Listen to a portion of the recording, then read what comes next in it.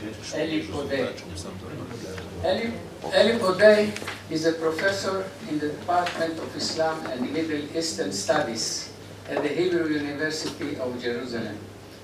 His main fields of interest are Egypt, inter-Arab relations, the Arab-Israeli conflict, and education and culture in the Middle East.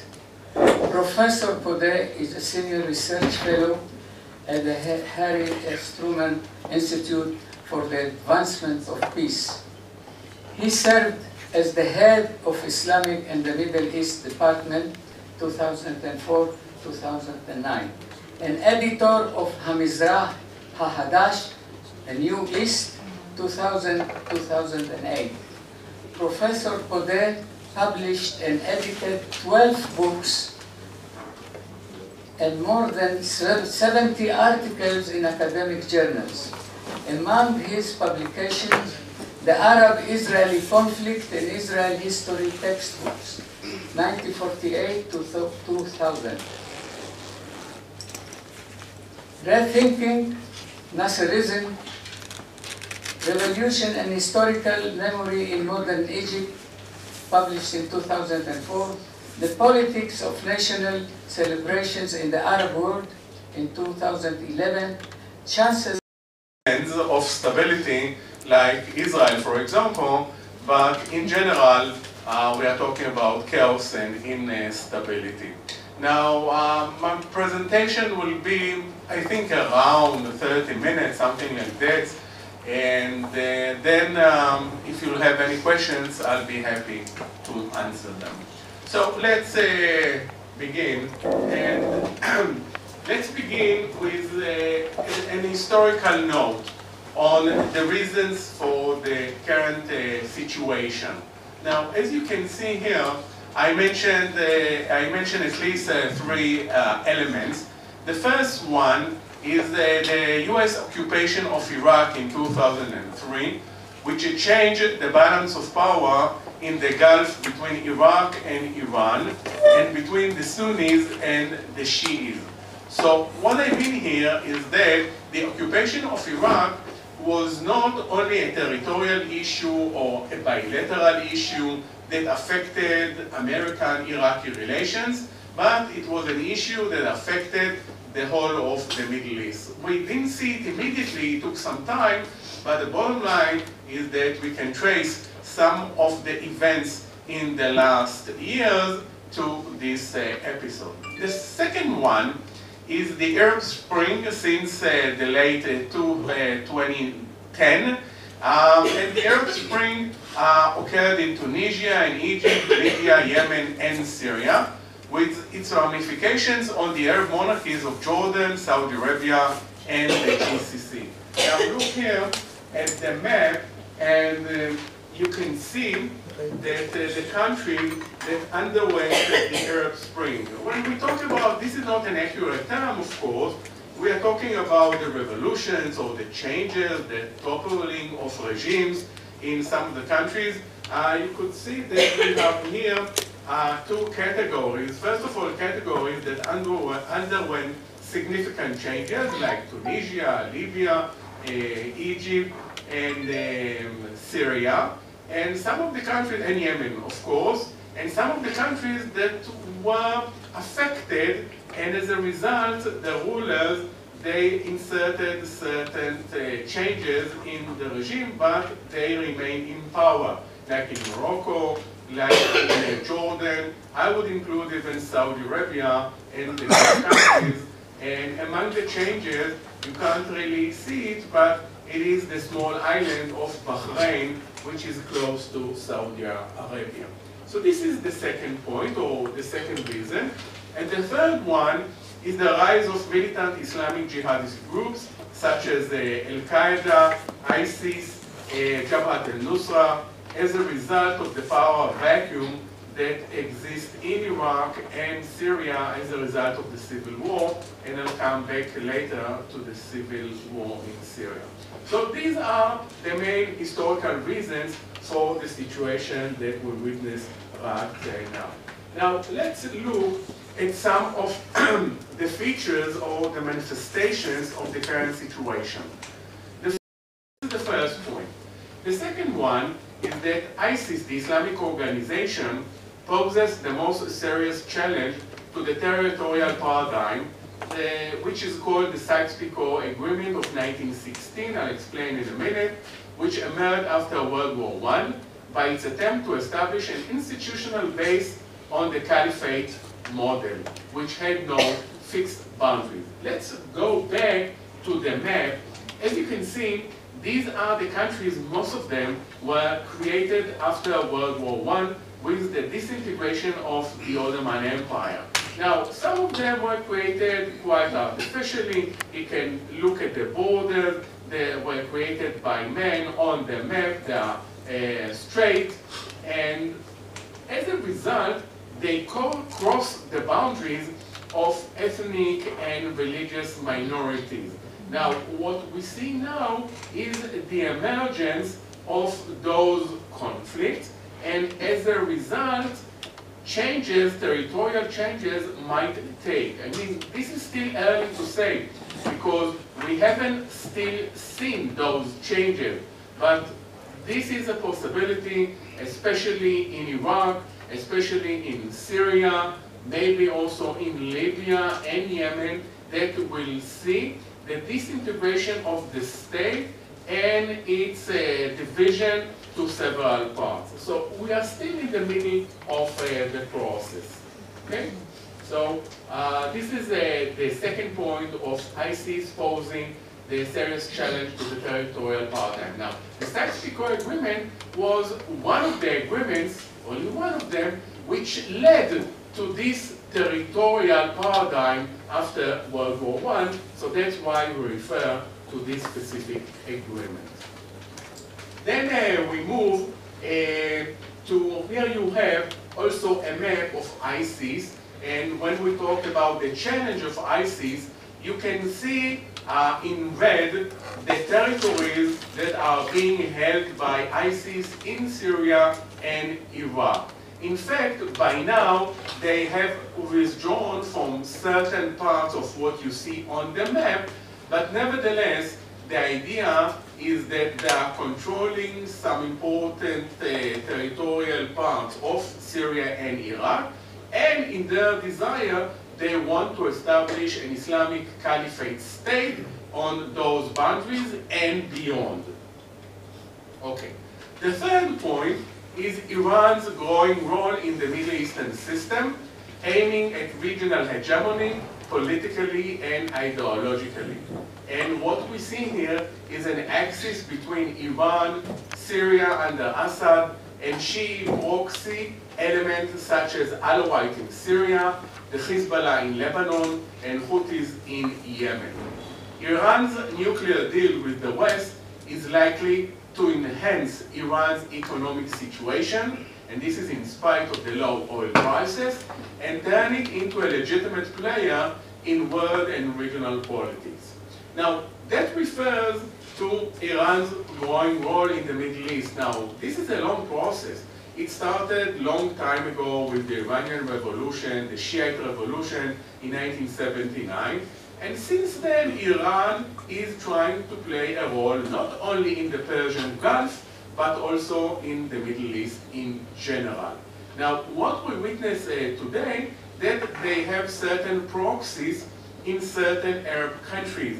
They have certain Shiite elements in Iraq, they have the Hezbollah organization in Lebanon, and they have the Houthis in Yemen, and they are also in good contact with a certain Sunni organization as well, like Hamas in Gaza. So it means that Iran, politically and ideologically, is a challenge or even a threat. If you look at it from, let's say, from a Western point of view or from an Israeli point of view, no doubt Iran poses a challenge and a threat to Israel and the West in general. As a result, what you see, this is the fourth point, anti-Iranian and anti-Shiite bloc. Now, this is not a very cohesive bloc, which is composed of Saudi Arabia and the GCC state, Jordan, Egypt, and possibly Turkey and Qatar. I will say something about Turkey in a minute. The struggle is held in 3 locations: Syria, Iraq, and Yemen, yet the first is the most crucial. Okay, so it means that we'll see in a minute why Syria is so important, but here what you can see is the essence of the struggle, which is not only political, but also religious. I'm talking about the religious conflict between the Sunnis and the Shias, and here you can see a map of the division between Sunnis and Shias in the Middle East. You can see that the yellow, mostly yellow, is mostly Shiite areas and countries in the Middle East. The other are mostly Sunni. And as you can see, as I mentioned before, Iran is a Shiite country. Then southern Iraq also is composed of Shias. Then Yemen, half or a little bit more than half of the population is Shiite. You have a good or very important Shiite minority, which is in fact the largest group in Lebanon. And also you have Shiites in Saudi Arabia. It's a small minority, true, less than 10% of the population, but because they reside in the oil fields area, they are considered a kind of a threat to the local authorities in Saudi Arabia, which is mostly a Sunni country. Okay? So if we go back, then we can understand why the Sunnis, they see Iran as a Shiite country posing a political and ideological threat to them. Now, the question is, what about Turkey? Turkey is a Sunni country, and as such, it should be, theoretically at least, part of this camp. But in fact, as I said, this is not a very cohesive camp of states or allies, and as a result, you can see divisions among those Sunni Arab countries. For example, there is a serious division between Egypt and Turkey. There is a division between Saudi Arabia and Egypt concerning what is going on in Syria. So, in fact, what we see is that the situation is more complicated than saying, well, there is a division between Sunnis and Shias. No, there are also divisions among the Sunnis themselves. Okay? Next. If it's not complicated enough, then let's go to the next point, which means an intra-Sunni struggle between the jihadist groups. Because within the Sunni world, you have the jihadist groups like Al-Qaeda and ISIS and Jabhat al-Nusra, and you have also a split among themselves. But in any case, all these organizations are in complete opposite to the more moderate Sunni forces in the Arab world, while the Modern Brotherhood is standing somewhere in the middle.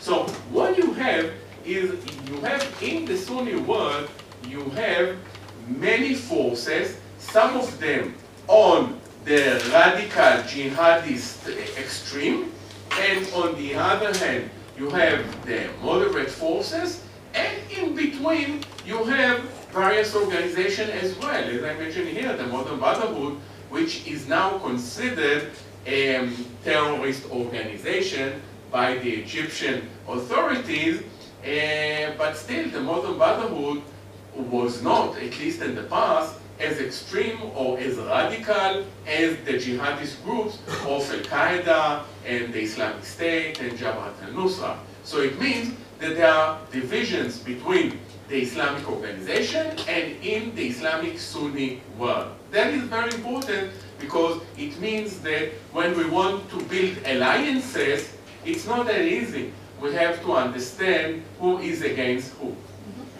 The next point is, of course, the Syrian civil war as the focus of most of these conflicts. And look at the map, and let's look at this map, okay, or maybe this one. You should understand that the centrality of Syria is because of its geostrategic location in the Middle East. Syria is in the middle, at the center of the Middle East. And a very important journalist, Patrick Seal, he wrote a biography of the Assad family. He said something very simple. He said that anyone who wants to control the Middle East has to get control of Syria.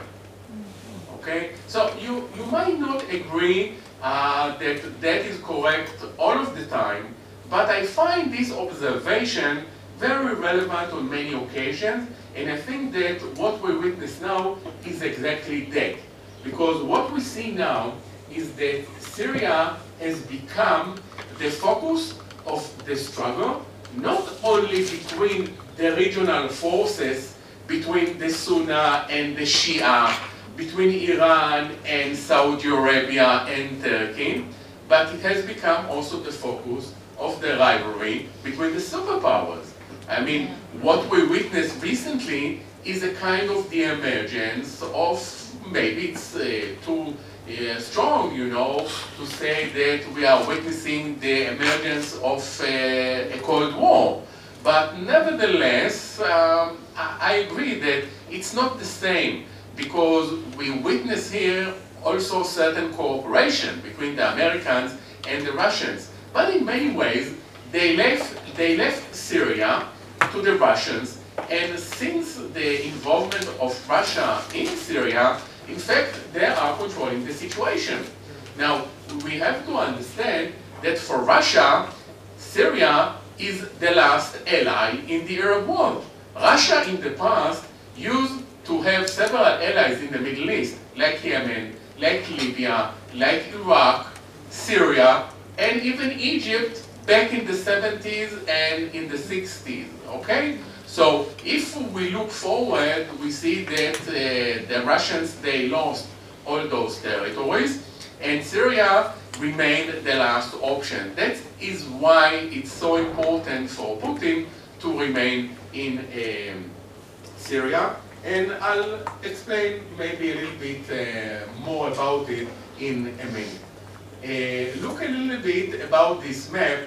This is the map of the Syrian civil war. Now, you look from afar and you don't understand exactly what's going on. So just look at the colors. The colors mean different forces, okay?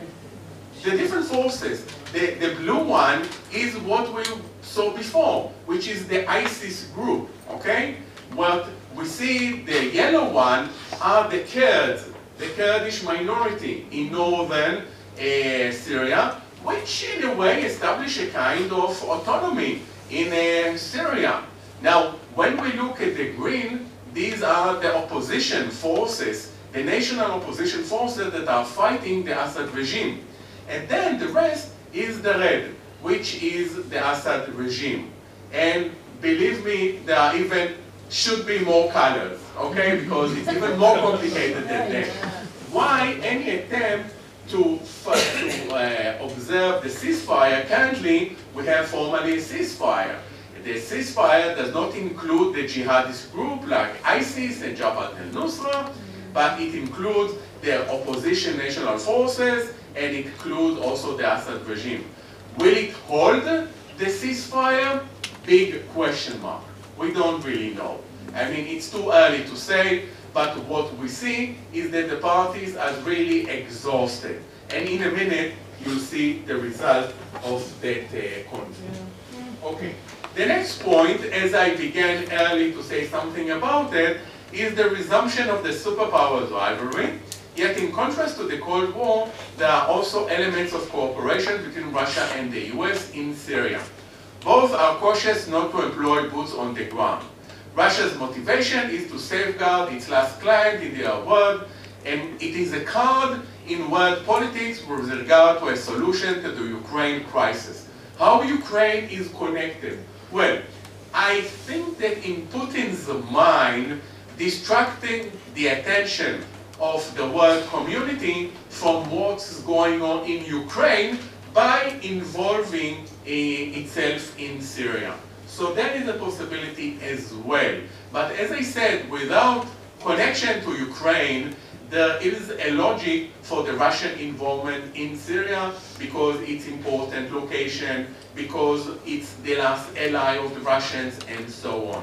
So we have a kind of resumption of a Cold War, not such as during the days of the Cold War, but nevertheless, we haven't seen the last period of the struggle between the superpowers.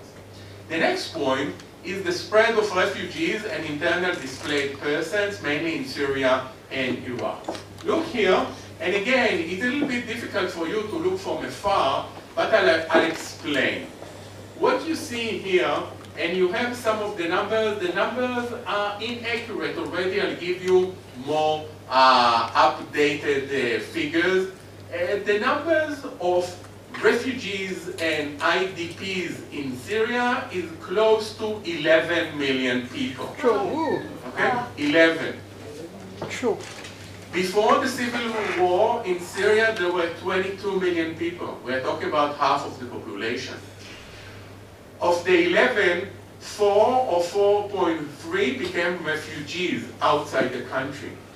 Something like 7 are internally displaced persons. Okay? So we are talking about a ruined country, politically, economically, socially, in any respect. Now, in terms of the numbers, going to the neighbors, then something like almost 2 million people are in Turkey. This is not the number that you see here. The figure is inaccurate. It's a long time ago. Okay? So almost 2 million people are in Turkey. The number in Lebanon is close to the figure that is written, something like 1.2 million. But can you imagine? Lebanon is a small country. It's an economically poor country, which has something like between 4 and 5 million people. We don't really know because we don't know the figures. And so the addition of another 1.2 million people, this is a complete change of demography in Lebanon with the repercussions that is still unknown. And in Jordan, we have at least 800,000. But you have to understand that Jordan absorbed many Palestinians in the last 2 decades, coming from, whether it's Kuwait, coming from Palestine, and in Jordan, which is something like 8 million people, they have many refugees coming from Palestine, from Syria, and from Iraq. As a result from the war in Iraq, you know, something like 1 million Iraqis crossed the borders, and they reside now in Jordan. So also Jordan suffers its own domestic problem as a result of the situation in the Middle East. So Jordan can be seen as a stable country until now, and maybe in the near future, but it has the ingredients of a possible change in it because of the entrance of so many immigrants.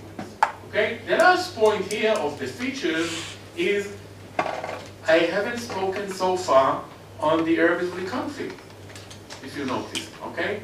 Because the marginalization of the Israeli-Palestinian conflict, which is overshadowed by other more acute and threatening conflicts. So if you look at the situation from an Israeli point of view, the Israelis are saying, you know, we have other problems on our doorstep now, and therefore this is not the most serious issue. I'm not sure that this is the right way to look at it personally, but this is the official line of the government, okay?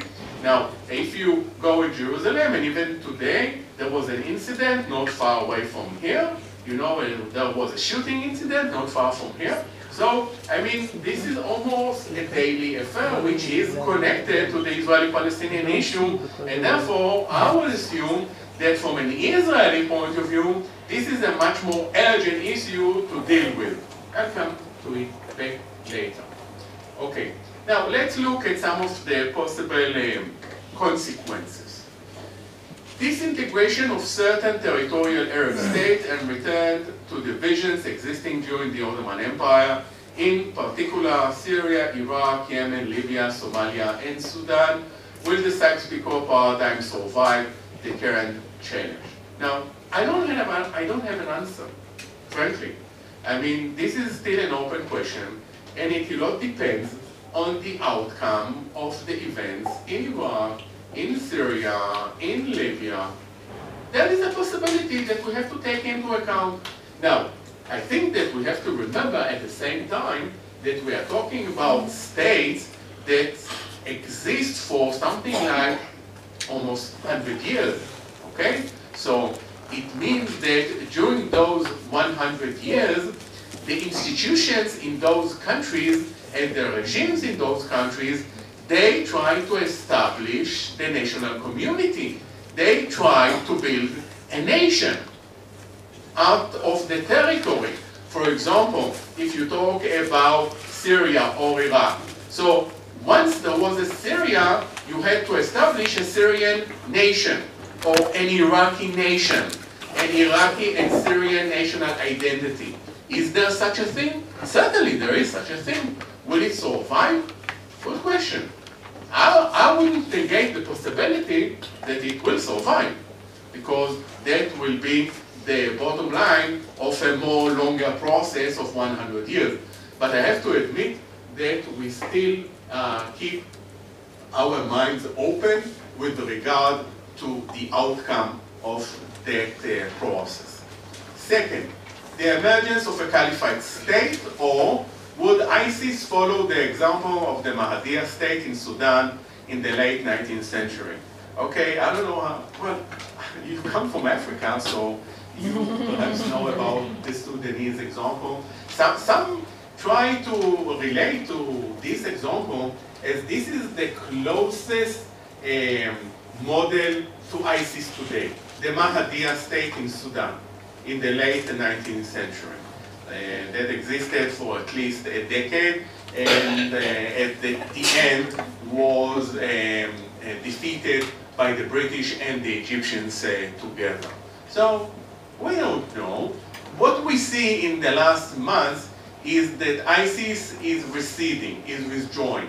In fact, it lost already 20% of its territory in Syria and something like 40% of its territory in Iraq. This is significant, okay? So what you saw earlier, the map that you saw, is not the most accurate map, okay? That was the map of ISIS. They already lost some of the territories because they are fighting many forces that are in a way uniting against them. It's the local forces, it's the superpowers, it's the external powers, so all of them have united against ISIS. So therefore, I think that it's still too early to say that ISIS is going to build a new caliphate state. Perhaps we are now witnessing the beginning of the end of ISIS. I'm very cautious about it, okay, because it's still too early to judge or to give a definite answer to this question. Will the Kurds succeed in their long-sought desire and establish of a Kurdish state? And again, go back to the maps. And here, when you see the yellow parts are the Kurdish parts, okay? If you go to Iraq, go to the northern part of Iraq, from Mosul and northward. I mean, these are the areas of the Kurd. In fact, in Iraq, they already have an autonomy.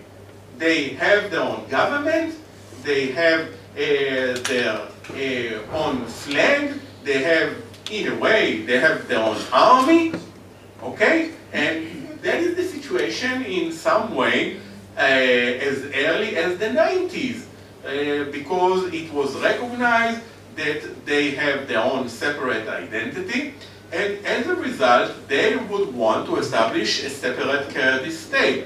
The problem is that Turkey is the main opposition.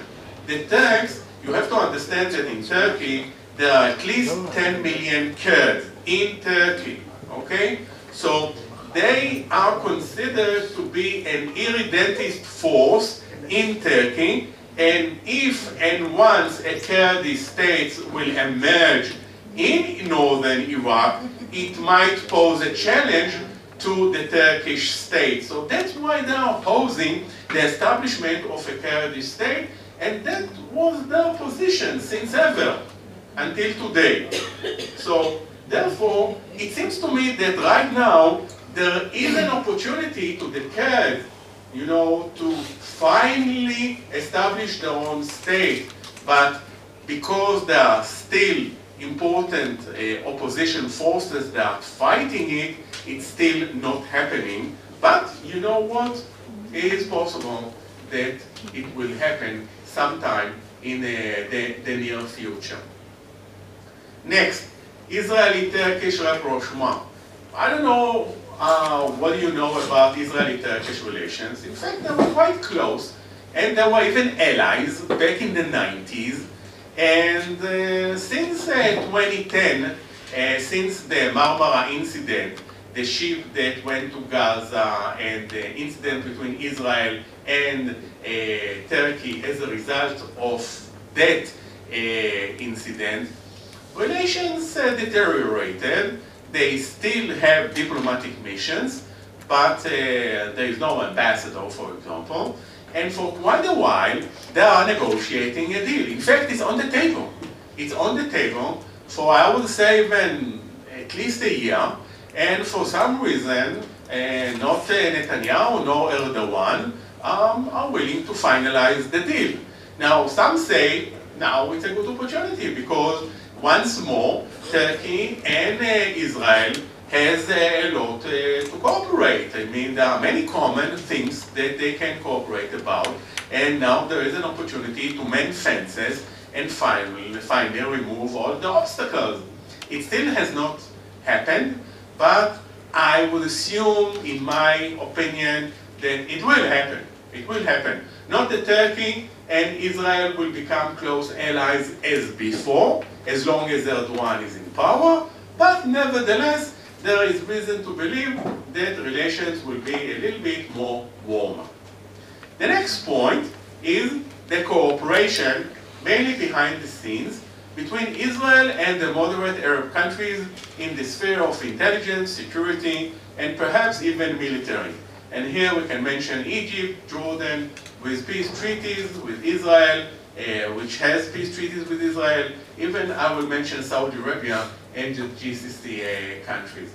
And I would like to a little bit expound about it because I think that that will be maybe the last point before I will go into the questions. So it will be an opportunity for me to delve a little bit more into the Israeli issue and the Israeli-Palestinian issue. So what I would like to say is the following. First of all, the situation in the Middle East offers Israel a unique opportunity to strengthen its relations with those what we call moderate Sunni Arab countries in the Middle East. Now, some of those countries have already peace treaty with Israel, Egypt and Jordan. But we are talking also about countries that do not have relations with Israel, like Saudi Arabia, like the Gulf Cooperation Council country, like even Tunisia maybe, Morocco is a possibility as well, although there are good relations between Morocco and Israel nowadays as well. So what it means is that most of those relations, they are behind the scenes, you have to understand. They are not in the open.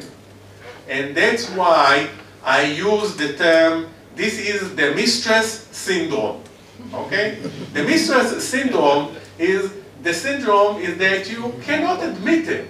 I mean, you cannot really do it in the public, in the open, but it's okay to do it behind the scene. Okay? And therefore, this is the Israeli policy right now.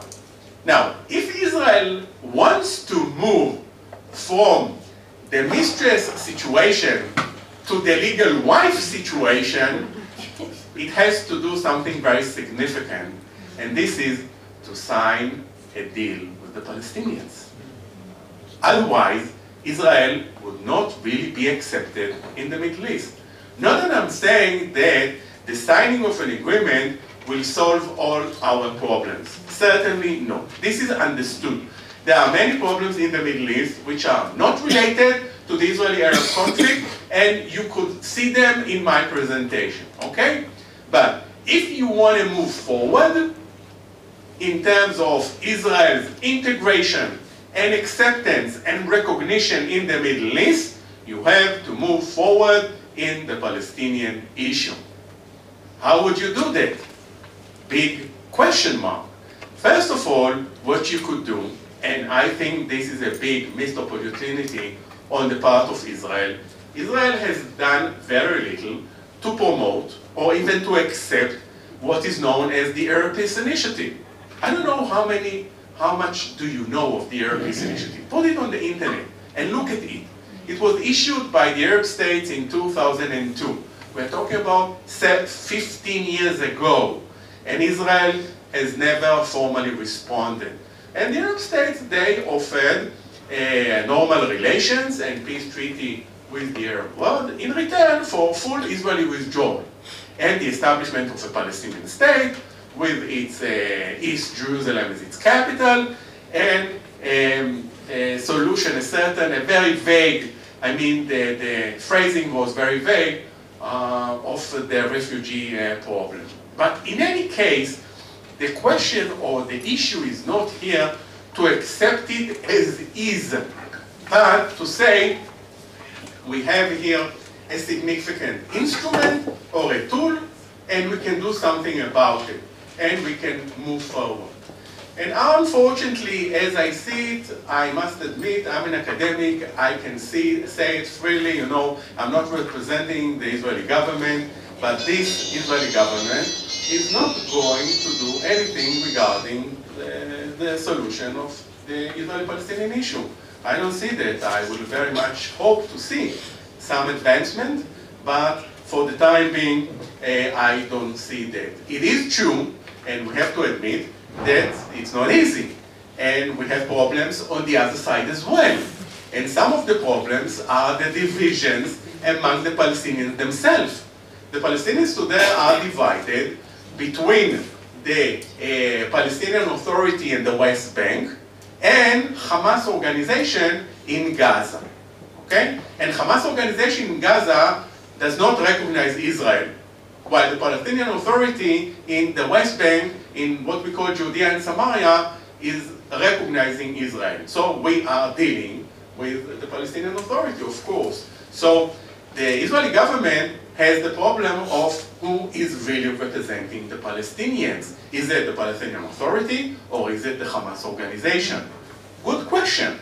But in any case, even for that sake, it is possible maybe to work also with the Arab countries, those moderate Arab countries that are willing to help and wants to be involved in finding a solution to the Israeli-Palestinian issue. In any case, more can be done with regard to the Israeli-Palestinian issue, even if not finding a permanent final solution. I think that even progress, imagine, go back to the 90s. The 90s is the Oslo Agreement. The Oslo Agreement was not a final agreement. It didn't even talk about the establishment of the Palestinian state at that time. Rabin, when he signed the agreement, did not have it in his mind at that time. Nevertheless, many countries in the Middle East established diplomatic relations with Israel. There was improvement in Israel's standings in international community. That was a result of the progress in the Israeli-Palestinian issue.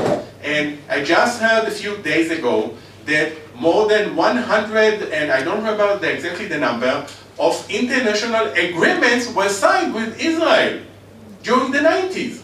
I mean, this is a fact. In comparison to other periods, which Israel is more isolated in world politics, and Israel is a little bit isolated today as well. We must admit that, or boycotted by some elements because of the impasse in the negotiations. So I think that in any case, even not solving, but just progressing on the front of the Israeli-Palestinian one, I think that will help Israel in the Middle East. Okay? Thank you very much.